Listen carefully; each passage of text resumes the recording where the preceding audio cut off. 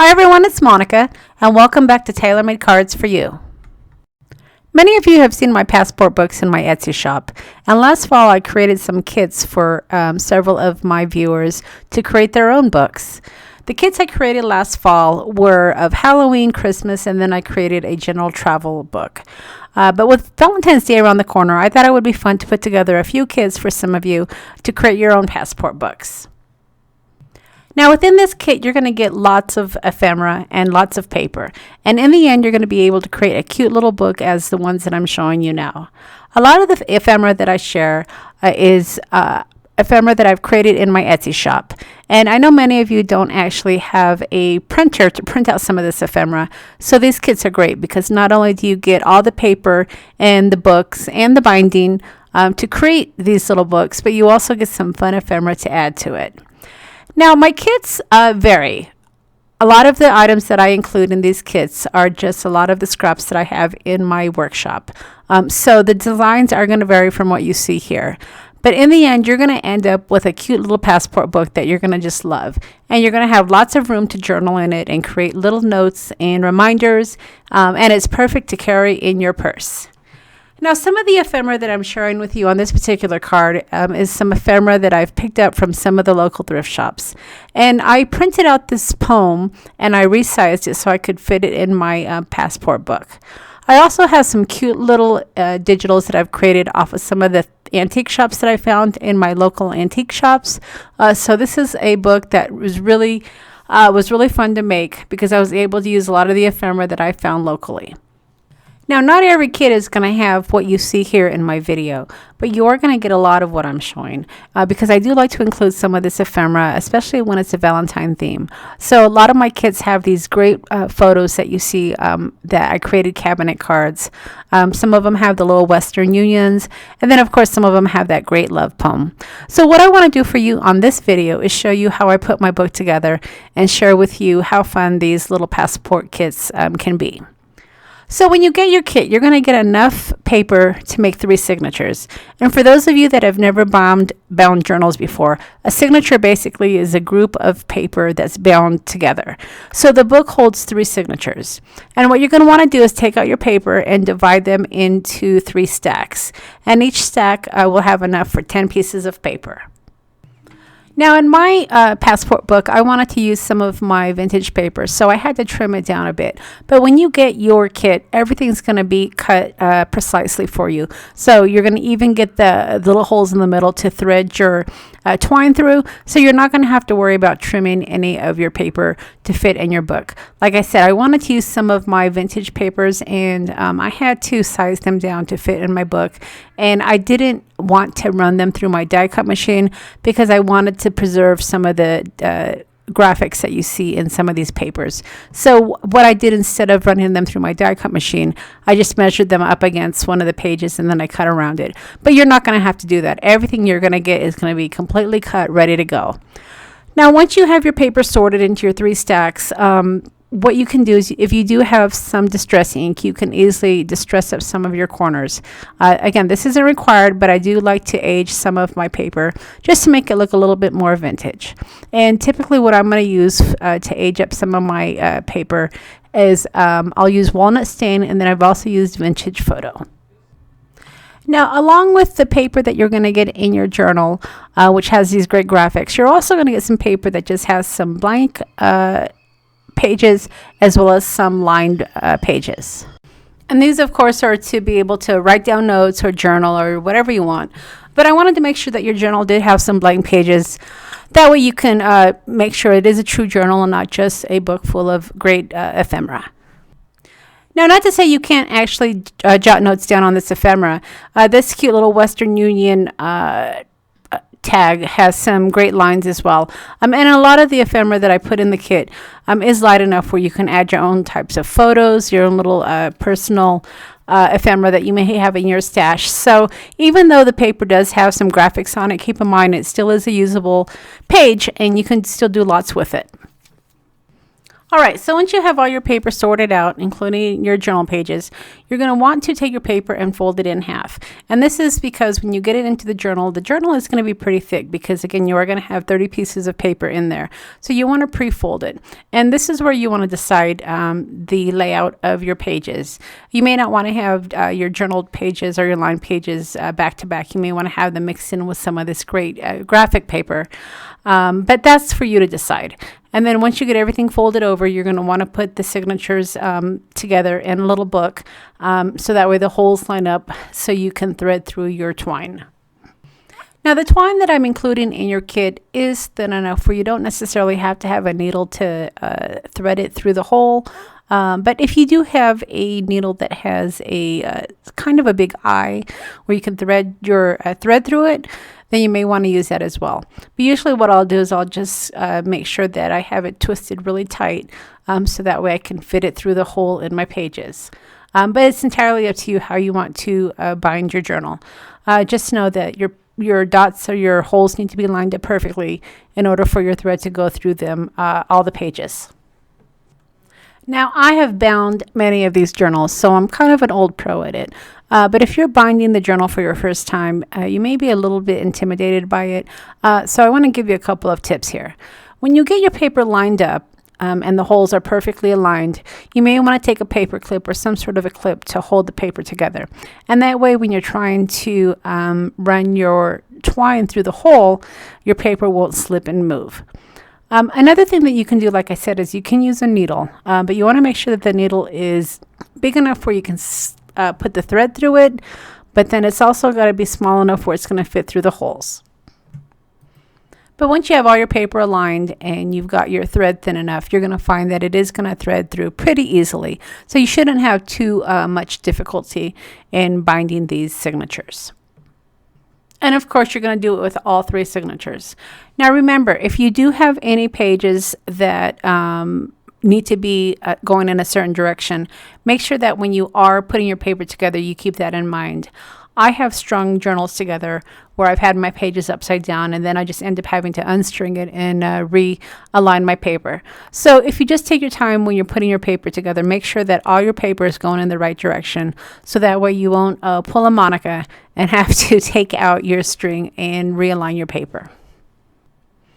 Okay, so with all of your signatures threaded through, it's time to add those signatures to your book binding. Now, your book binding is going to have 3 lines of holes, and they're going to go right across. You can see them in this photo that I'm showing you here. And you're going to want to figure out which signatures you want to go first, second, and third. And then once you've determined that, then it's just as easy as taking your thread and threading it through the holes. And then again, once you have your signatures through the holes, if it'll be a little easier for you before you attach your next signature, take a paper clip or something to hold your signatures out of the way so that way you don't have to worry about your thread coming loose. Now your thread should be long enough where you shouldn't have that problem, but again, if you haven't bound very many journals, you may not be exactly comfortable when you're doing it for the first time. So like I said, taking a clip or a paper clip to hold those signatures aside may help you. And then when you're tying your thread, you just want to make sure that you tie it really secure. Make sure that your signatures are tight and your thread is tight before you actually tie that second knot. I do use a double knot because I want to make sure those signatures don't move on me, but make sure that your signatures are tight before you add that second knot, because if they're not, then you're going to end up having to unknot it and just retie it again. And then once you have your signatures in place, then you can easily flip through your book and admire some of that wonderful paper and ephemera that you've added to your little journal book. Now here's the fun part. This is my favorite part. After I have my signatures attached, it's really fun for me to add my ephemera.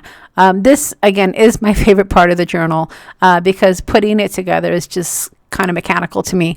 It's just adding your personal touches that make it fun. And like I said, in the kit, you're going to get lots of fun ephemera to be able to decorate your journal.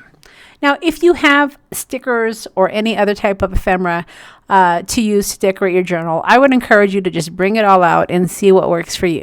The kit is going to have enough to decorate it, but again, this is your personal journal. Decorate it exactly how you want it. Maybe you want to add a name. Maybe you want to use some stickers to add something that says notes or love. Again, maybe you want to add your name to the journal. Personalize it, make it your own. This kit is just something to get you started, but in the end, you want it to be fun and you want to be able to decorate it to your liking. So at this point, I just want to give you some examples of how I decorate my inside, the inside of my journal. And this is, of course, me creating little pockets and little tucks to be able to add my ephemera. I don't typically like to glue down my ephemera to my pages because I want to be able to pull it out and use it, but you can certainly do that as well. Now, within your journal, you're typically going to get a little library card, and you may or may not get a pouch for it. I can't remember if every single one has a pouch, but you can easily take some paper and create your own little library card pouch, and that's what I'm doing right here. All you're going to do is take a piece of paper, just put it up against your library card, and then you want to create a little pocket. And I think the pocket is folded up at about the 2-inch mark. And then you're going to want to score it, like I said, at the 2-inch mark, and then fold it up. And then take your library card, and you want to have about a 1/2 inch on each side. So using your score pal or your scoreboard, just measure it up and score about a 1/2 inch on each side. And then you're going to want to take your scissors and cut that 1/2 inch off all the way down to where the pocket folds.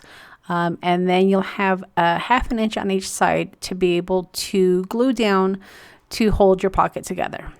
Now within the kit, I believe I did include some of these pockets for your library cards, but if I didn't, these are easy to create. So feel free again to add your own little designs and elements. And then once I put my library card holder together, like I said, I glued the sides, and then I believe I rounded the top corners. And then my little library card fit perfectly into my holder, and I was able to attach this to my book. Now I also did create some pockets on the inside covers. And this was easily done by cutting a piece of paper, I want to say about 3 inches deep for the pocket.